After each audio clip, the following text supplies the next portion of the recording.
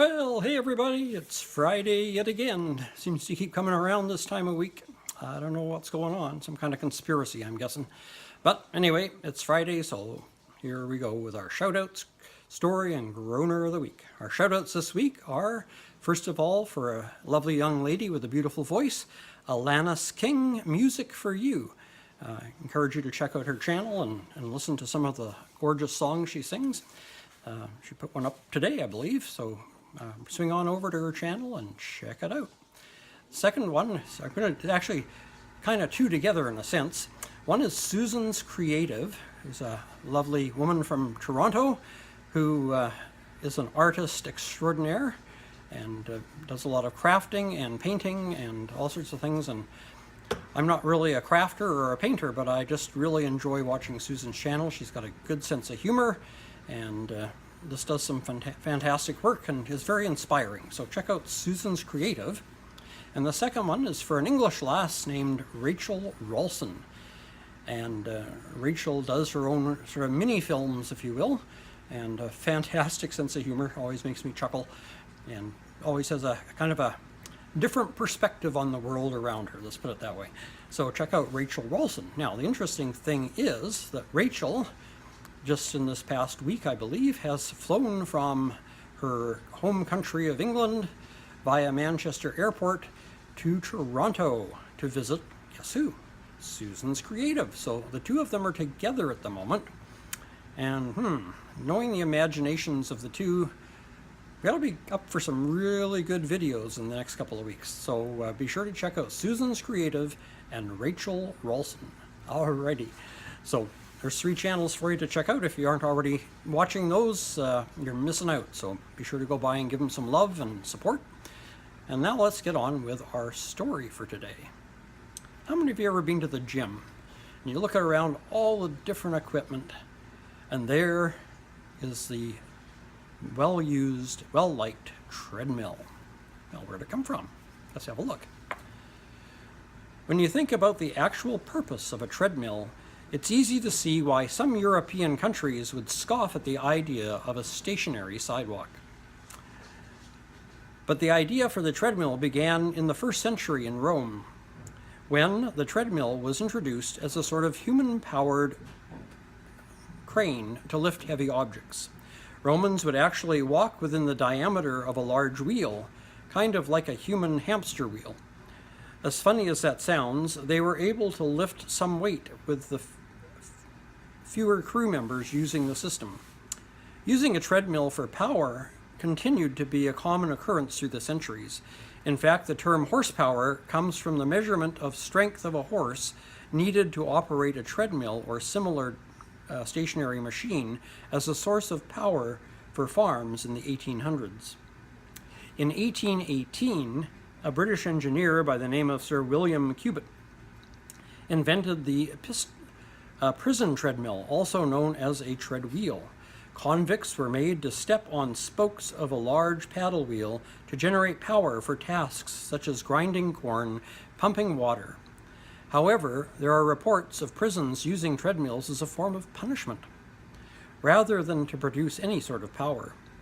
Use of the treadmill for prisoners was finally deemed to be cruel in England when the Prisons Act of 1889 abolished hard labor for convicts. You would think that would have been the end of treadmills, but it was only a matter of time until a treadmill made its reappearance in the form of exercise equipment.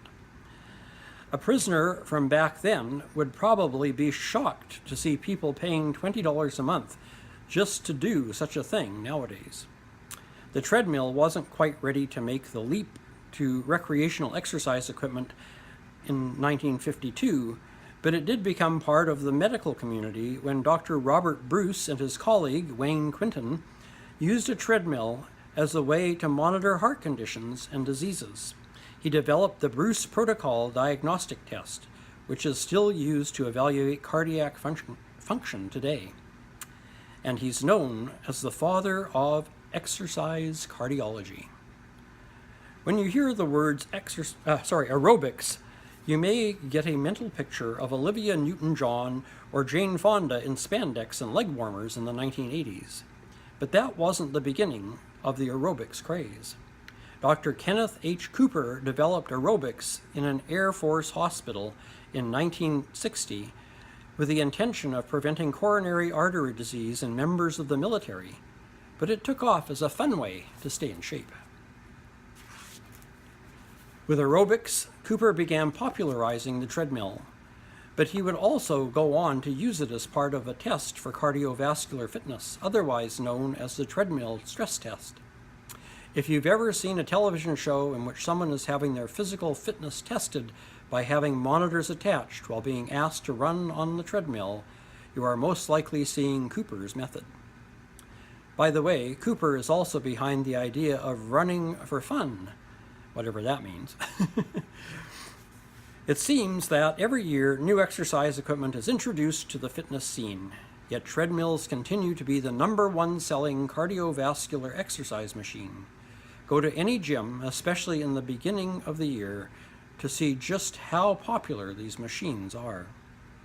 Regardless of infomercials promising us a better, more efficient way to get fit, walking remains one of the easiest ways to incorporate movement into our routines. Many people can even multitask while walking on the treadmill. Another reason treadmills are popular, as opposed to just going outside and taking a walk, is this wonderful technology known as climate control indoors. Walking is this wonderful technology known as climate control indoors. Don't quite understand that sentence, but maybe you do. Instead of trudging in the snow or melting in the heat of summer, you can walk as long as you want indoors on a treadmill without worrying about slipping on ice or getting a sunburn. Plus, you're never far from where you started when you take a walk on a treadmill. Did you know, if you have a treadmill that's basically used as an exercise... Did you know that if you have a treadmill that's basically used as an expensive laundry rack, you're not alone?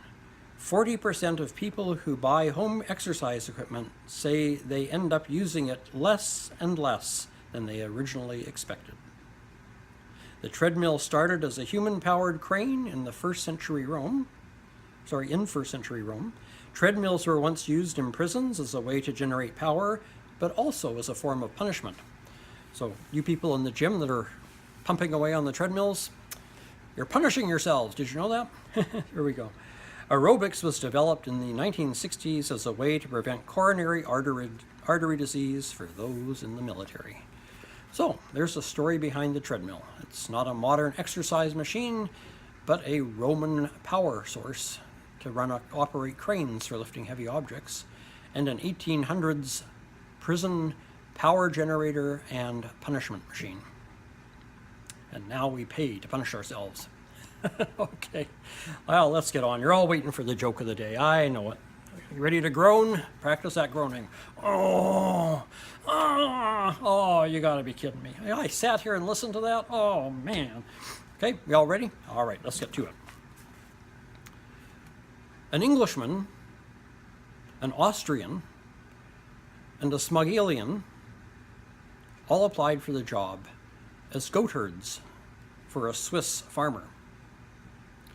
The farmer, after interviewing the three, couldn't decide which of the three would be best for the job at high altitudes, and so he decided he would send all three up to test their mettle. After the first day was over, the Englishman came back down and complained, "I just cannot stand the smell of 200 sheep." After 3 days went by, the Austrian came down and he said, "I'm sorry, I've had it." He says, "The smell of 200 sheep is just overwhelming and beyond my ability to bear." On the fourth day, 200 sheep came down the mountain. Oh, okay, there you go. Well, my friends, I hope you've enjoyed today's little episode, and we'll go and check out